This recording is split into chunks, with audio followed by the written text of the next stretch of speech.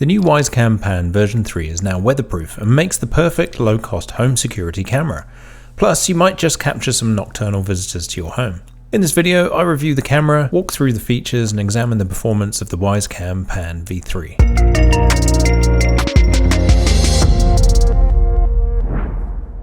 I've been using Wyze devices for a while now. I love the original Wyze Cam because it was impossible to beat the cost versus the features performance. The company followed up with numerous models and variations, one of which was the Wyze Cam Pan and Pan V2. It was Wyze's first camera in their lineup to not only include a fully articulated camera, but using AI, it can automatically track subjects in the field of view. The Wyze Cam Pan V3 is the latest version. Now, not only does it look better, but it's also weatherproof, making it what I think is the ideal home security camera on a budget. For only $60 Canadian, it's hard to beat the features for dollars performance. The first thing you notice when unboxing is the light and small form factor of the Pan V3. Also, in a change to the old design, instead of the camera and motors being housed all in the same body, the Pan V3 separates the two motorized portions to give the camera its full articulation. The Pan V3 is powered by a motor in the base for horizontal movement and a motor in the new arm design to control the vertical plane movement. Between the two, it gives the camera total coverage of any area where you want to mount it. The body is made from a hard polycarbonate plastic that feels durable and measures a little bigger than a soft drink can. Plus, it only weighs 11 ounces, which is about the same weight as a full can of soft drink too. Also included is a fairly lengthy 6-foot power cable that ends in a micro USB connector to power the camera. The camera also comes with a 5-volt 2-amp power brick. Finally, Wyze includes a nifty little mounting bracket and the necessary screws and anchors suitable for mounting on most surfaces in and around your average house. Once mounted and plugged in, it was a very straightforward job to connect the camera to the Wyze app following the instructions. With the camera powered on, you can add the camera to the official Wyze app following the very straightforward instructions. Once complete, you'll see the camera feed in your dashboard. There's a quick toggle here to turn the camera on and off, just like your other devices. Tapping on the feed takes you to the specific controls for the Pan V3. To start with, one trick is that you can simply swipe on the camera feed thumbnail to move the camera itself. You can also pinch to zoom too to give you up to 8 times digital zoom.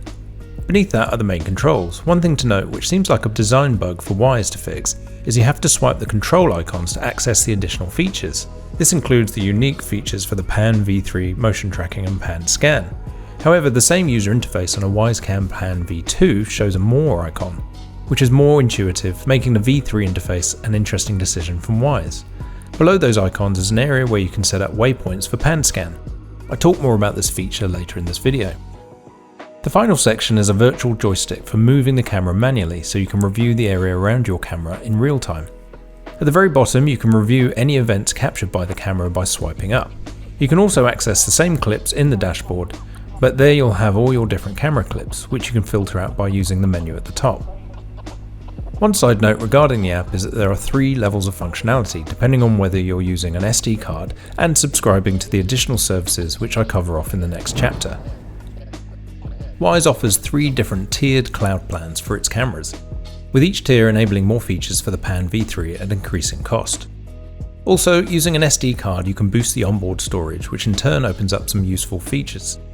To start, if you're just using the Wyze cams out of the box, you're automatically able to get the basic cloud functions, so you'll get notifications for events.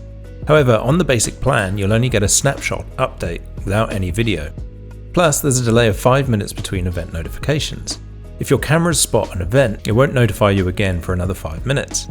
However, the basic plan does include the ability to receive motion and sound triggered events, including listening for smoke and carbon monoxide alarms that sound within the vicinity of the camera.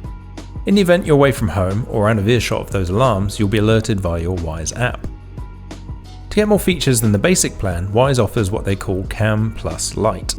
Interestingly, you can name your own price for the service, including $0. Cam Plus Lite gives you a slight upgrade and one more feature over the basic plan. Now you'll be able to capture 12-second long clips to review, and you'll also benefit from artificial intelligence person detection.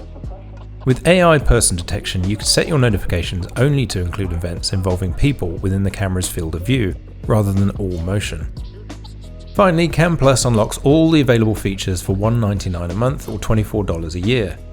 These include additional AI detection and notification for packages and deliveries, vehicles, and pet detection.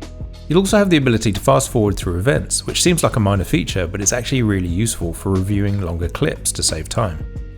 Another interesting feature with Cam Plus is the ability to use Wyze Web View.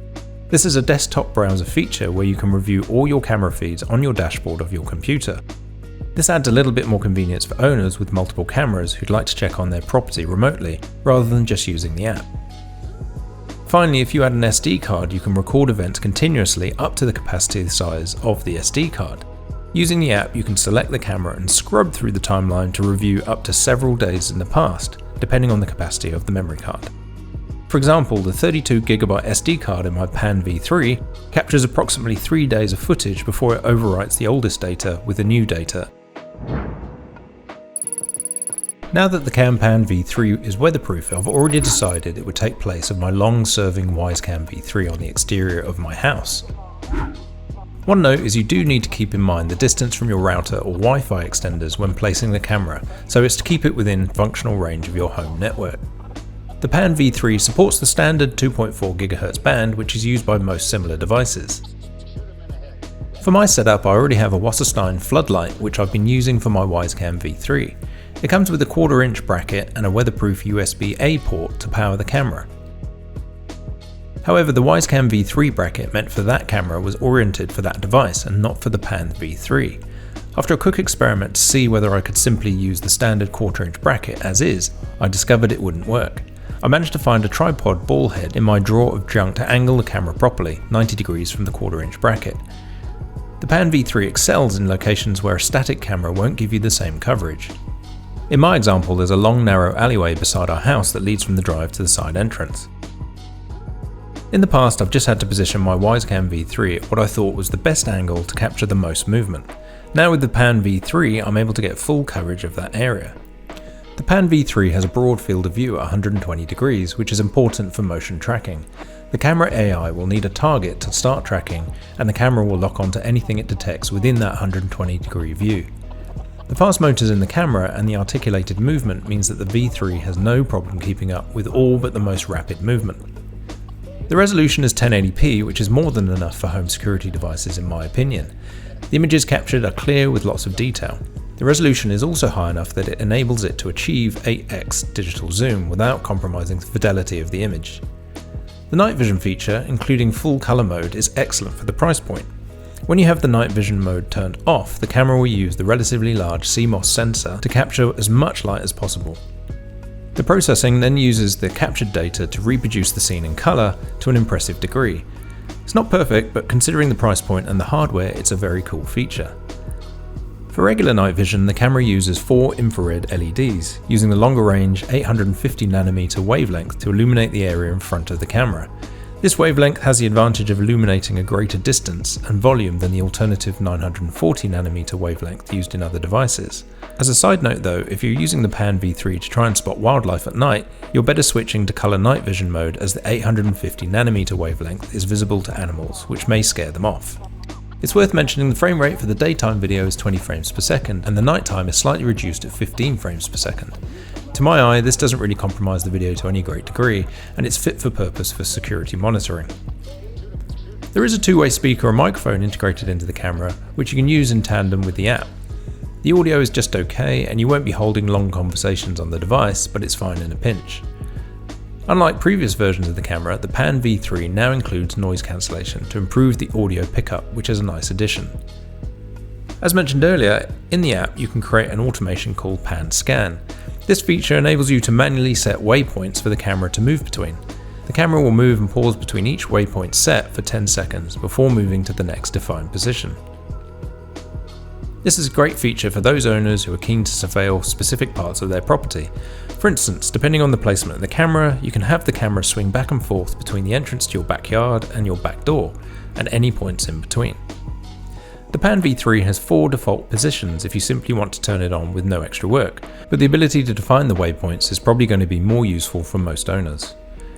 When Pan Scan and motion tracking are both turned on, the camera will deviate from the Pan Scan waypoints to follow the motion detected. It will continue to follow the motion as long as the motion is detected in the field of view.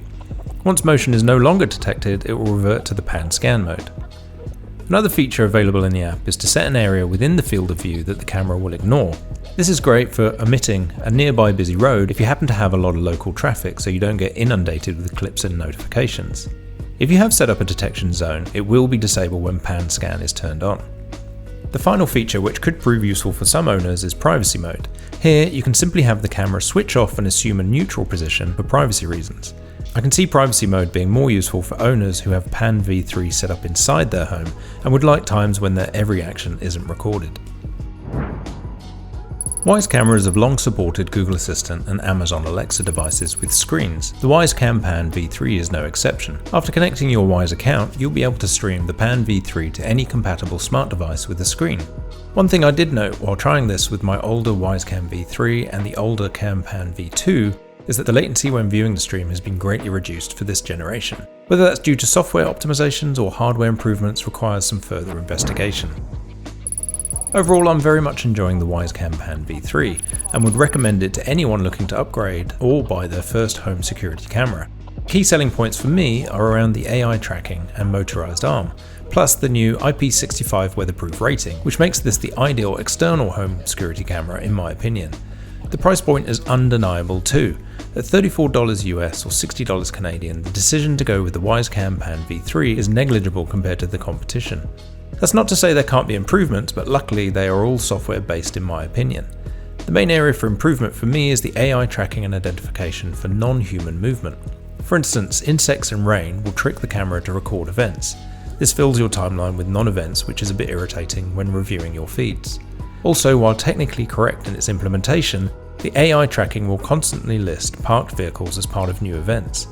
Ideally, the AI would only track moving vehicles for events, especially when you've mounted the camera in a driveway and don't need to be alerted about your own parked vehicles. Thanks for watching, and as always, please like this video and subscribe to my channel for more videos on the connected home and personal technology.